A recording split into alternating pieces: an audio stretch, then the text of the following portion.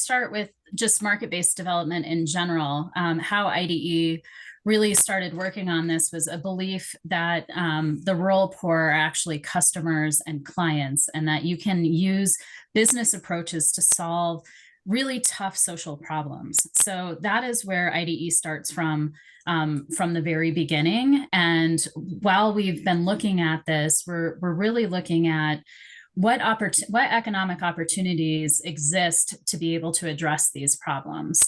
So when we first started, we started in a refugee camp in Somalia. We were focused on how to move goods and services in and out of the refugee camp, and actually started with producing and selling on credit micro transportation carts.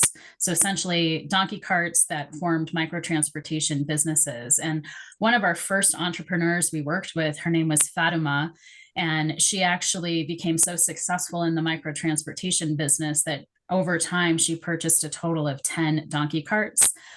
And that was then able to deliver income for her family, help to improve access and availability of goods inside and outside of the refugee camp.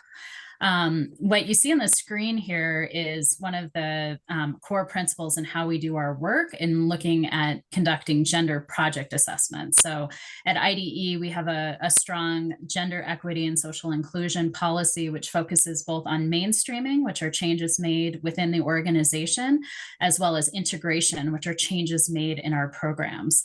So what you're seeing is actually an internal dashboard at IDE where we've looked at every project that we're currently running, and we have categorized them on this GESI spectrum of whether they're harmful to women, neutral, sensitive to women, responsive, or transformative. Globally, we have a goal to move so that 80% of our projects are transformational. We have really dug into the project assessment work in the last 2 years. So you're getting a sneak peek at that. But the main dimensions of our spectrum for gender transformative projects, just to share a little bit more, is really looking at 4 areas. Gender analysis, so making sure we understand the gendered roles and relationships, family and community dynamics, and how gender roles and needs create needs and inequities within communities. The second piece is really around participation of women, so transparent information sharing, involvement in decision making, and responsive feedback mechanisms. Then we turn to our M&E systems, which you've heard a little bit about from Jen. And that's really looking at analyzing unintended impacts, looking at GESI sensitive indicators, really looking at scale, disability issues, and impact. And then finally, in our activities, we're really looking at how we're building agency of women in the projects and in their lives, how we can help to transform institutional structures that have constraints and barriers to women's economic empowerment, and then how we can enhance availability of resources. So those are really some of the key places that we're focused on from gender project assessments. You can close the slide and I'll share just a little bit more. Another thing that we're really looked at, you heard about the financial constraints being a major barrier to women's economic empowerment. So we look at how we might be able to leverage more income, more resources available for growing businesses. And that first slide we started off with, the Women's Economic Group in Ethiopia, that's really an example of women at the community level pooling their funds together and then on a monthly basis lending it out to one of the groups. So in that case, they're investing in poultry business, they're buying chicks, then they're investing in feed. And then they are selling the chicks and then reinvesting again. And with that small amount of money that is assembled through the community, they're able to then grow those businesses. And once they're able to demonstrate this steady sense of sales, then they have the informal credit that can then go to banks. So we're helping women from the very beginning to be able to access small amounts of resources within that community setting, and then be able to apply for more formal finance and actually move into registering businesses. The other thing I want to share is, what are some practical examples of this? What does this really look like?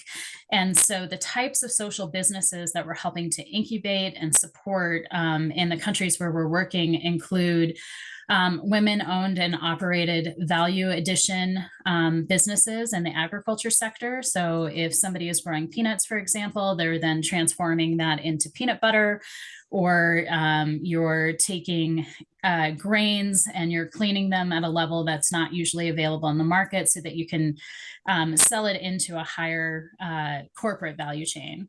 Another one is we work with women entrepreneurs in the sanitation sector to help to sell latrines, which bring tremendous community benefits in terms of reducing diarrheal diseases.